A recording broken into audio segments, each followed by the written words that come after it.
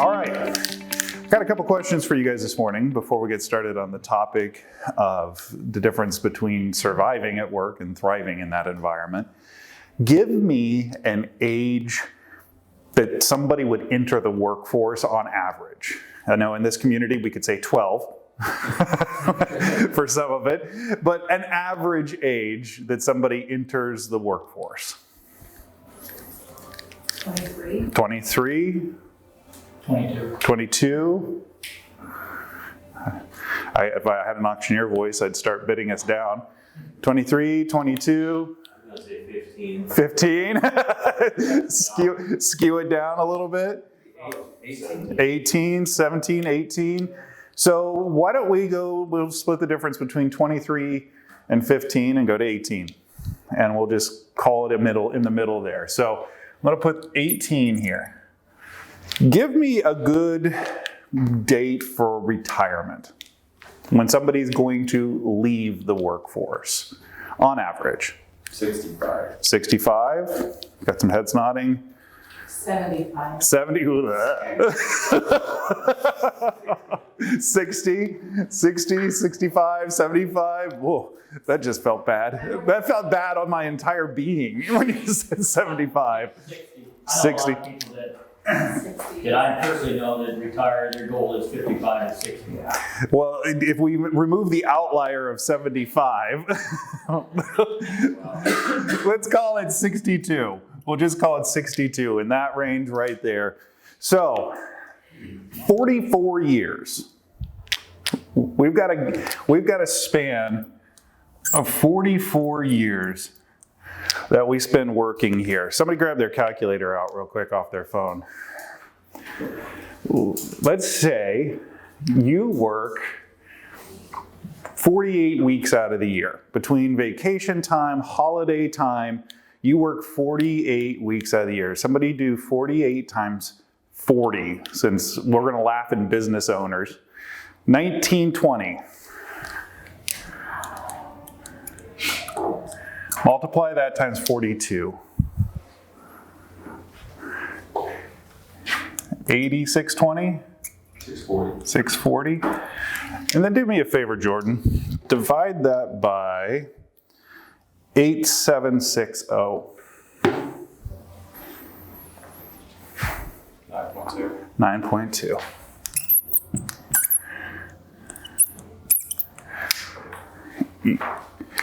You're going to work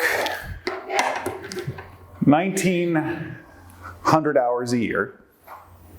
Over the span of your life, you'll work 80,000 some hours if you just work a 40-hour work week. And if you were to just compress that all, you would be working for 9.2 years of your life. Straight through. You put all of those hours together, you're working for 9.2 years straight. That's a lot of time. That's a lot of time to say, hey, I want to do this. Do you know what this doesn't include? Commute time. Because guess what? You don't get paid to commute to your work, but you're going to work and you don't get to do anything else on your commute. This doesn't include packing your lunches for work. This doesn't include doing your laundry or anything that you might have to do for work. This doesn't include outside of time work where you're maybe doing a continuing education or something that is adding to your work. All of a sudden, you realize that for 44 years, your life centers around one thing: what you do for 8 hours a day. That can be either super depressing, or I hope by the end of the day, maybe something that's not so super depressing. Because what happens is, because this is such a monumental part of life, we really need to start thinking about what we're doing here. We really need to start about what, and a lot of you in here have people who work for you, what we're doing for the people who choose to give us this part of their life. They really have chosen to entrust us with a very significant part of their life. And what do we do with that? How do we think about that? So here, give me some, let's do another round of questions.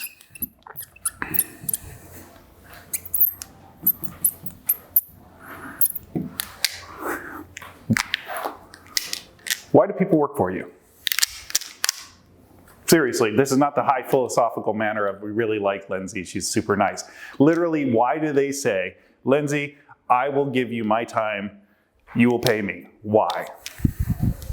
Very practical reasons. Don't get super philosophical on me. Life needs. Okay?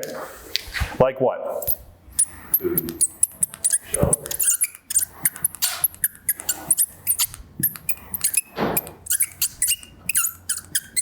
That's a really pleasant sound. Food, shelter. Passionate about what they do. Okay.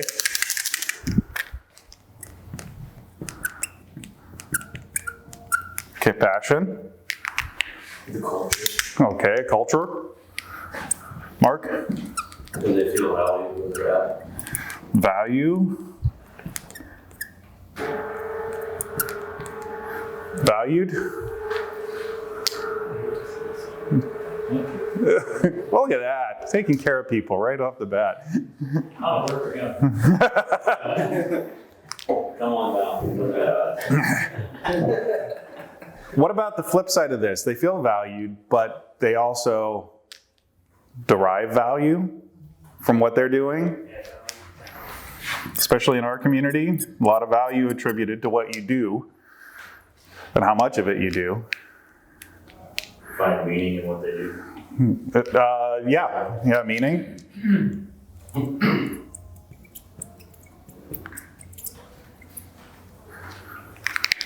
If you were to weigh these sides, which one do you honestly think is going to get them out of bed that morning? The last time. Tyler goes like this. Because here's the concern Josh has. My mortgage is coming up. I have to take care of this. The children need fed all the time. And it takes money, and it takes a lot more money than it used to do that. At the end of the day, a lot of the big why reasons that people show up to work are their life needs, food, shelter, student loan debt, vehicle debts, credit card debts, all of those things that has been chosen that put a negative pressure in their life that drives them to go to work.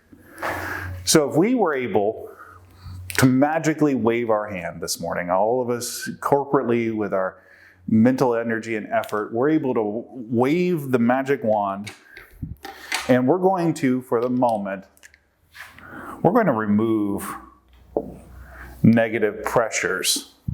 And we're even going to go so far as to say we're so good at removing negative pressures, we're removing also head trash, that somehow I am only valuable if I work. So we're removing all of this negatives, and we're left with passion, culture, value, being valued, and finding meaning. Here's my question. If you have somebody who works for you, if you have people who work for you, is this enough to keep them? Is what you've created enough to keep them? We're taking away all the negatives. So the easy things we've taken away. Do I have to pay them $14 an hour, $15 an hour, $16 an hour, $18 an hour? That is an easy, I know it's a painful conversation, but it's easy because it's just math. Is this enough? Is it enough for them to want to stick around and give their life literally to doing what you're doing? That is the difference I want to frame this morning between working, living to work, and working to live. How we can set up cultures that support the life that our people have, that we have, outside of this 9.2 years that we're going to spend working on this. I have 31 people who work for me right now in the firm. And we just had our quarterly meeting last month. And I have a whole bunch of new employees over the last 2 years that have joined the team. And so we've spent some time going back over and talking about things that are important that maybe we've talked about before, but it's just hasn't been talked about since. And one of the things that I said that I wanted them to all understand is this. We come to this place by choice to work in a very challenging industry with people who are not having a great day. We better want to do it. And more than that, we better want to do it and understand that what we do here, while we want it to impact our community and take care of our clients and all of those great things that we want it to happen, the goal of it is to support what we do outside of here. We have families, we have interests, we have goals, we have aspirations, that everything we should do here should only add to that and not take away from it. How many business owners do we have in here today? Majority. You guys understand the tension that comes from being a business owner, and it just takes. Literally, your business is not a bucket that you can fill. It's a sieve that you can just keep pouring through, and whatever you want to pour into it, it will take. And it will just continue to take it. And without those boundaries around it, we find ourselves like many small business owners. If we're laughing in small business owner, we're going 40-hour weeks. I haven't seen a 40-hour week in years. But the reality of it is that starts at that place. When we look at our team and we look at the people we have and we say, magically, we've gotten rid of the negative pressure that keeps them engaged because I pay them. And we start asking the question, is this enough to keep them around? It all comes back to us. Do we do what we do to support what we want to do outside of that? Or do we let what we're doing drive everything else in our lives? Does it become the driver? If it becomes the driver, then when we move between working to live and living to work, when it becomes the driver, sorry, wrong side. We're on this side of the spectrum. We are throwing our life at our work. We are defining everything around that. We are seeing not what's available to us outside of it, but we're defining everything outside of it by what this requires of us, what we believe it takes. And if we're here, odds are our team is not going to be looking at this because we're driving the business all towards the negative pressures, all towards the things that have to happen inside of it. If instead we can flip the script and start realizing, I've got 8 hours today that I can put into this thing, and when that 8 hours is done, it should have given me what I want to be able to do what I want next. But so many of us at the end of the 8 hours, we go home, put the feet up in the chair and be like, because we have given everything to that 8 hours during that day. It is so hard not to, because it will just keep taking. It never tells you, oh, that's too much, Kevin. You've given way too much to building you what you want to build here. Please stop. No, it'll just keep taking. It'll take every minute you want to give to putting a podcast out. It'll take every minute you have tweaking that sound level just to get it just right. It'll take every minute you want to give it, and it'll never say enough. Your business will never say enough. And so if we keep treating it like, oh, if I just give it a little bit more, it'll be better. Nope, that's not how it works. This thing requires boundaries, and boundaries start with us. And boundaries also reflect what's important in our business, with the people who are choosing to give us a part of their life to be a part of what's going on. Do they realize that they're giving you a part of 9.2 years of their life? Probably not. A lot of people don't think about it in this way. They don't think about it like this. The reality of it is, we can start thinking about it for them. We can start building something that meets them and helps them find a passion, helps them feel valued, find meaning, because we built a culture that makes it worthwhile. But we have to flip the script. So let me stop for a minute. Thoughts, questions, thinking I'm just completely wrong about all of this, and your business is no, you can give it 2 hours a day and you know that's all it'll ever take.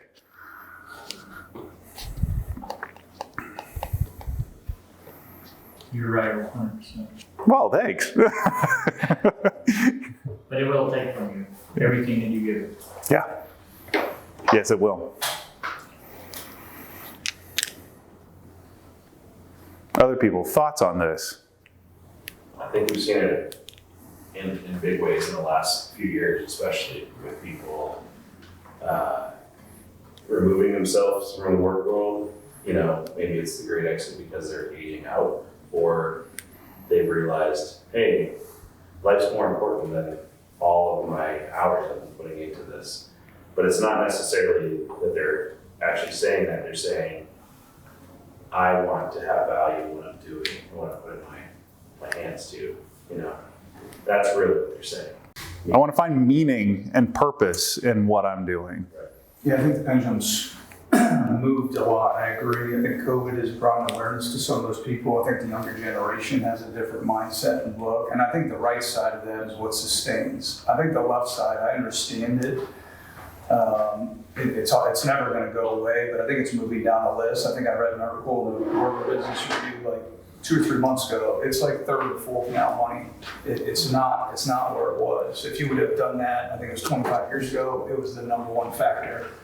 But I think these things on the far right are what are keeping people. I think it's your why is embedded in that, you know, and if you're fulfilling your why day in and day out, you're feeling valued, you're in a great culture, and it's bringing meaning to you and you're bringing meaning to others, then you're going to show up every single day. Yeah. Continue to pour into that while being poured into. Absolutely. Other thoughts on this?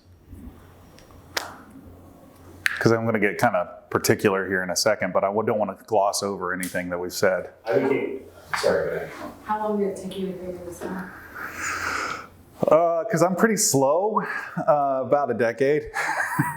So, no, about a half a decade, and I realized I wanted to create something that gave more than it take. Would your business be where it's at if you didn't give that beginning part to it? No, and that's the thing, is there is seasons. There are seasons, even later on. Let's say, you know, we're wanting to expand someplace.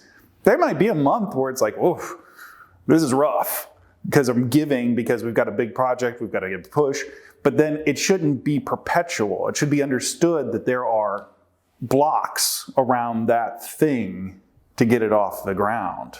But I would say it took me 5 years to realize I wanted to really have something that gave more than it take, and it took another 5 years in part to get up my own way to let that happen. What did you do to start creating passion of the culture? First and foremost, because it started with me, I had to get off my plate things that I was bad at, because I was throwing my life at things that I wasn't good. Math. That's why I had Jordan run the calculator. So, like for finances, as a lot of you know Irene, one of the first things that went off my plate. I brought Irene in and she did all my finances for me. And she spent a year undoing what I had done. And then the next couple years becoming the person I trust most to understand the service-based finances of a business. And now I don't spend time there unless it's with her. And she makes sure that my time spent there is as powerful as possible. I'm not wasting time doing things I'm bad at. And so I have a very few things that I'm really good at. And so the more time I can spend there, the bigger impact I can have. So that's how I started, actually. Getting out of the way and making sure I gave to other people things that I was not, that they were better. I became hyper aware of that kind of thinking when my dad was, so my dad retired and 3 weeks later he died. And he was 76 years old when he completely quit working. And I was in the middle of grinding out a business when that was all going down. And just seeing that part of my dad, just going away, really made me self-aware of like, what am I putting my hands to? What am I spending my time doing? And I was doing it probably closer to 70 hours a week. That's a perfect segue, thank you. Because I want to talk about the fact of how much time is left after this. Because you're going to spend 44 years potentially aimed at some time where retirement is this magical thing. Let me give you the best case scenario. My paternal grandfather, we call him Pop-Up, grew up on a sharecropper's farm, first guy to go to college on a $400 scholarship back when college cost $400. And University of Arkansas moved to Ohio because he heard there were jobs. He worked in Ohio for 30 years. His retirement was bought out by the school district early. He retired when he was 52. He is 88. He has literally had more time being retired drawing a full state teacher's pension than he ever had working. That's a good trade. But if the rest of us are going, yeah, well, we're paying for him to be able to do that because that was a good trade for him. The reality of it is we just lost 10 years on him by saying it's 62 when we're retiring. And the average lifespan for men, not that awesome after that point in time. You maybe have 16 years. Maybe more, maybe less. But you've just said, I am willingly trading 44 years of my life for 16 years of when I'm not in the best physical shape of my life, can't do everything I wanted to do. That seems like a bad trade. That seems like a bad deal, which puts all that more emphasis on what are we doing here? Why are we doing what we're doing here? And let's remember, we're getting rid of the negative downward pressure and still focusing on the question, is this enough? What we're providing as employers, what we're looking for as employees, is this enough? Because it gives more than it takes. One of the things, back to Lindsay's question, was how? When did we do this? What was it took to figure this out? There's a tech phrase when you're using a smartphone or you're using your computer or a website. It's called the user experience. It's been, the idea has always been around. It's just kind of been encapsulated very well. And how quick can I pick this thing up and use it effectively? If it takes too long for me to figure something out, it takes too long for the general consumer to figure something out, will they do it? Usually not. They'll usually just go. That's why something that has enough computing power to put a man on the moon gets used for Facebook all the time. Because the reality of it is in order to figure out how to use the thing fully, it just takes too much. But to get to the easy stuff, it's just a couple pushes away. 15 years ago, 16 years ago, I forget it because I'm getting old, there was no touch screen. The world did not live in a touchscreen world. Yet, all of a sudden, a touchscreen came out, and the biggest question in the world that Apple had was, how are people going to know what to do? How are they going to know how to interact with it? So they had to go so far into their design thinking with designing the first touchscreens that they had to make it something that you looked at and intuitively knew what to do. They had to think so hard about your experience that they had to go, this is the simplest we can possibly make it. And why is user experience plugged in anything with this? Because as business owners, we fall into the problem that we have designed things organically because we didn't know what we were doing and we had to figure it out as we went. And so oftentimes processes and procedures in our work environment are the result of organic growth and not intentional design. Yesterday, my wife, who's our COO at the firm and HR director, and I were talking about one of the clauses inside of our handbook. And we went, how hard is it for somebody to find that? So we mapped it. How many clicks, how many steps, and how many places at places where there were key junctures did I have to make a decision about where to go to find it? It took me 10 steps to find one clause inside the handbook. And we were like, well, that's not acceptable. That's too much. But we've just accepted it. Why? Because that's kind of how it happened organically. But for Tyler, who's only been with us for 4 months, that's way too many steps for Tyler to go through to try and figure out how we thought that out. When we are looking at creating a culture and an environment, we have to start thinking in designing terms of the user experience with our people. Because if we don't, we're wasting their time. We're wasting this 9.2 years, or however much of that they give us, that they are being a part of us. And when you're wasting people's time, do you feel like you have meaning? Do you feel valued? Can you be passionate about taking 10 steps in something that should take 2? This is key. And this is where things get hard, because on this side, it's about, I pay you enough to stay. On this side, it's about your experience here for however long it is, has these things at its forefront, which means you have to be willing to disassemble how you did it when you started it to do it better. And guess what? That process will happen over and over and over again. Because businesses, while also being bottomless pits, are also not static. And the difference between static and dynamic ropes are static ropes are taut. Dynamic ropes stretch. Businesses are dynamic. They will always flex. They will always grow. They will always stretch.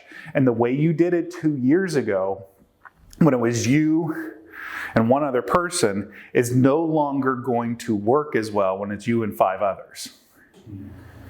And the hard part about this as owners and even employees from time to time is we want to just set it and forget it. We figured it out. That means this will be. But that being is probably riddled with inefficiencies. This is the super practical and really unsexy way of talking about how you create passion and a culture that shows people they have value and meaning, is that you respect their time. You respect what they're doing, because when we get down to it, we're back to the clock. We're back to the time we choose to spend. At the firm, we have kind of 6 things that I've framed and we hold in tension. We want every member of our team to have freedom, flexibility, and autonomy. And that sounds awesome, because it sounds like it should be just Lord of the Flies and everybody's running everywhere, going all over the place. If you haven't read Lord of the Flies, it's okay. It was sixth grade reading for me. On the balancing side of that, in order to keep it from being chaos, you have responsibility, accountability, and being in sync with your team. It is possible to create an environment that is based on awesome principles of passion, value, and meaning, and a culture but you have to be very clear in the expectations. If I make a choice that takes away somebody's ability to have autonomy inside of my team, it better be because it was a requirement for them to be in sync with everybody else. Because we can't just leave each other high and dry, because that means somebody's suffering for that. And so that's how we have chosen to design that. And when it comes to looking at processes should support for us that freedom, flexibility, and autonomy, but also help them make sure they're tracking what they're responsible for, accountable for, and their team's environment that they're sitting in. That's not going to be how you necessarily define it for you and yours.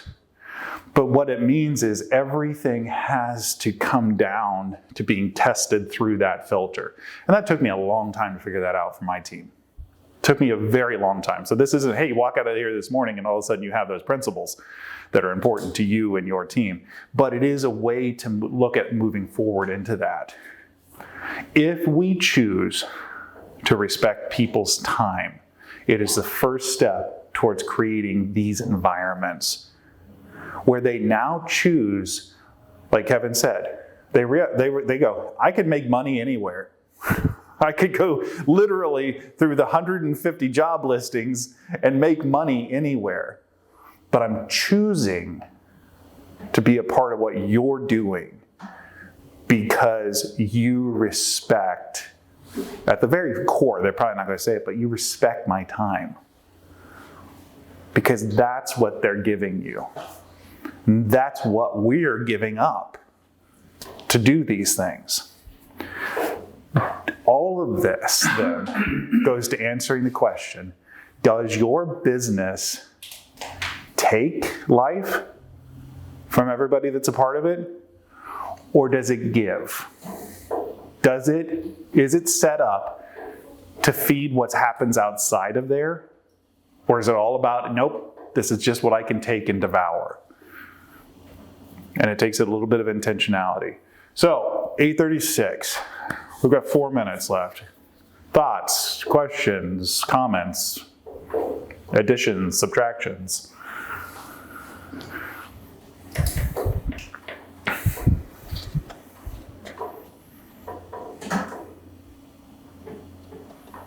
So as you're thinking that we're working those 44-ish years to fuel the very last part, or because I've been thinking about this a lot actually, and my thought is like those are the prime years of your life, and most of what you're doing is working. Why not put a lot of what you have into that work, pour that passion into your work, find meaning there, and maybe that's what you're saying. But I come from a culture where single women tend to think that they work in order to fuel their fun and missions. Mm-hmm. And I think it needs to shift. I'm pretty passionate about that. I think it's great. And so like I'm trying to find the balance here between what you're saying and what I've been thinking. Could you weigh into that? I can only speak from this from a personal perspective because I too have spent a lot of time thinking about this. My why, the why I have a firm, the why I did Rise, the why I'm now working on a restaurant, is I do what I do so I can create more. I get a lot of energy out of creative process. Does everything I create succeed? No. that's an accepted reality of risk and everything that goes forward. But I agree with what you're saying. A lot of people fall into the mindset when I live to work that I am trading all of this for whatever this will be. By shifting gears from, to where I work to live, this all of a sudden becomes ripe with other opportunities. Somebody may say, yeah, I've designed this thing so I can work 6 hours a day and be fully present with my family because that's the most important thing to me during this time. Or I've designed this thing to work 4 8-hour days so that I can go travel 3-day weekends because I want to see things and I want to be places and I want to do that stuff. It takes the intentionality of it, but I agree. Why trade your prime for what you don't want to do? And if you're trading it because of all of these downward pressures here, that's usually because you're skewing towards I live to work. Instead of, nope, this is supposed to support what I want to do out of this. So I love that. That thoughts, unfortunately, I have picked up a little bit of the head trash. This is where I derive my value from. And it took me years to overcome. I derive value from how hard I work.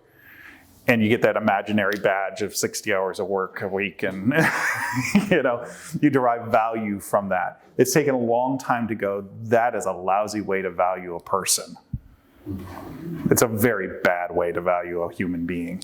So, I love that. One of the major things too is if you want to shift your reality to how you want to be in your job or your work or your company structure, you got to design it. It's not going to happen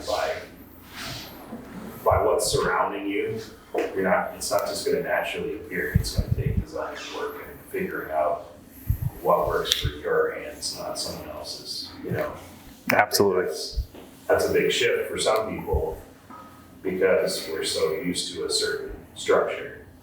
There's so much to get into with that I mean, this topic, I've picked a piece to talk about in all of this. But when I think about what you just said, Josh, what I think about is this.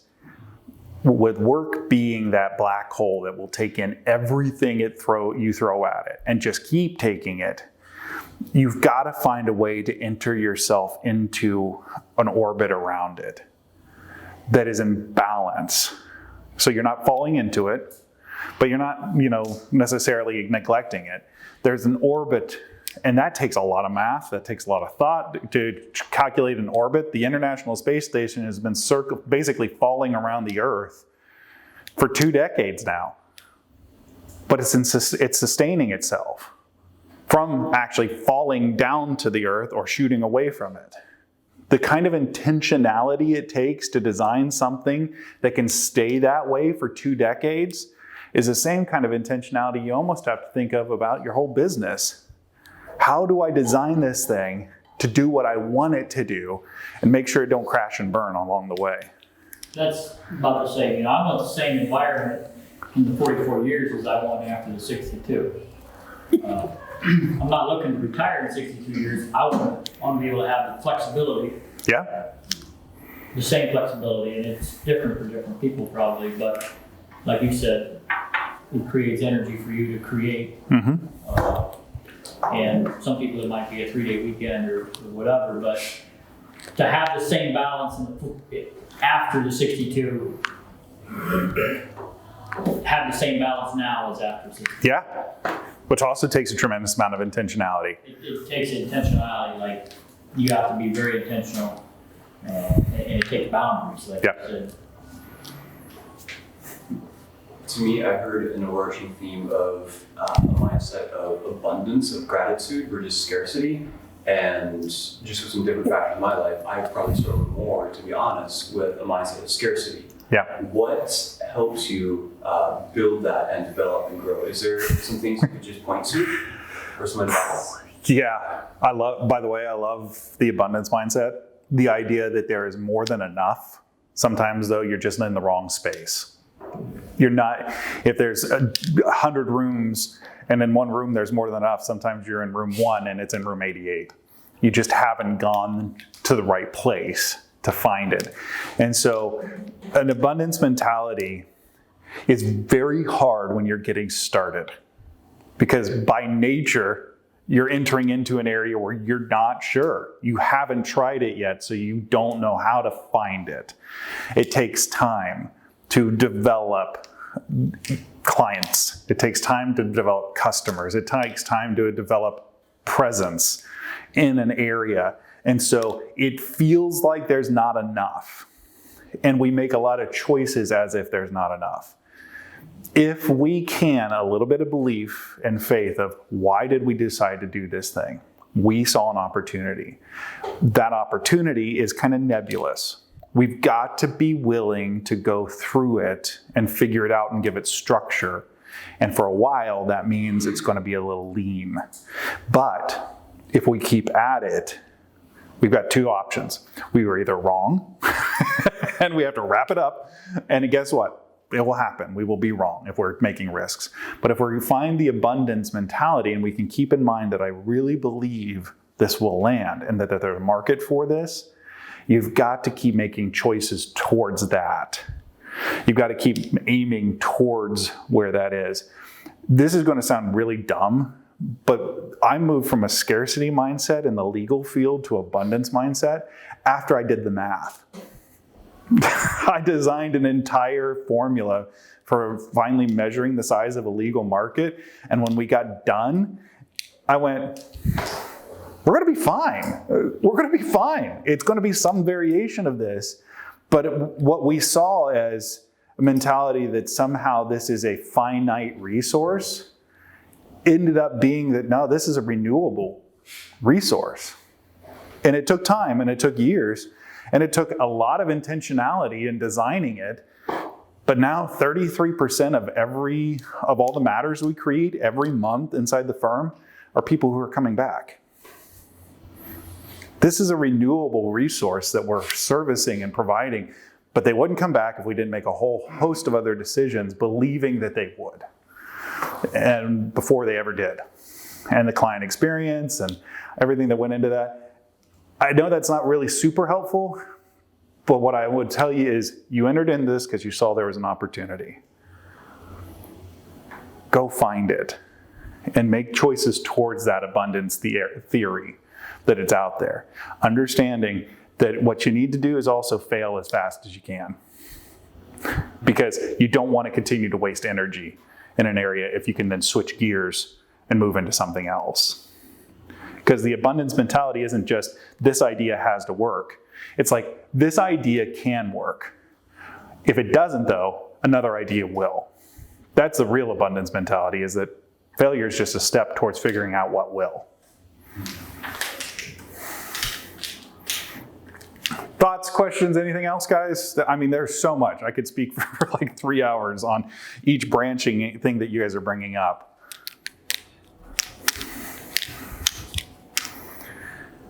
Here's the thing, if you can take away from today this, we have inside of our teams, our businesses, our persons, the ability to create opportunities for places for people to find their passion, be valued, find meaning, and a culture that they choose to be a part of, no matter what downward pressures they have involved in them.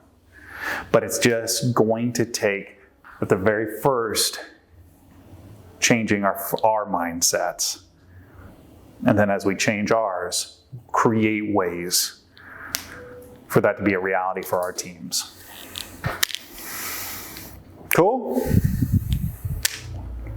That's easy stuff. Just, go out and change your mind right now. No, this is a journey. It takes time. So we have some time left over today, and our networking time has kind of grown a little bit more informal. We used to just like, hey, you talk to you and do that stuff. We've got some really cool people in this room this morning. And so I would give you the 3 questions that we normally go over when we talk about that. 1, what's one thing you should know about what that person's doing? Just so you can keep that in mind about them. 2, is there something that they are actively looking for? Meaning, is Lindsay saying, I really need somebody who does X? Okay, now she has somebody else out there in the world who knows she's looking for somebody to do X. And lastly, is there anything else that you can say or do for that person or keep in mind for that person. So tell them one thing that you're doing right now, maybe one thing that you're looking for right now, and then it's generally anything else that you can just keep in mind. Because here's the thing, we often run up against walls in our own networks by the people we don't know. And the more people that know what we need can help feed our network and really help us get stuff done. So if you want to take time to network with us this morning, you're very welcome to. Those are kind of the 3 questions that we bounce around inside of during our networking times. If you have to leave, thanks for joining us this morning. Reminder, November 10th, GapCon. We're really excited about that. If you have any questions about it, again, see Jordan, Lindsay, or Tyler. And if you know anybody you want to speak at this time, tell Tyler about it. Thanks for joining us this morning, guys. Appreciate it.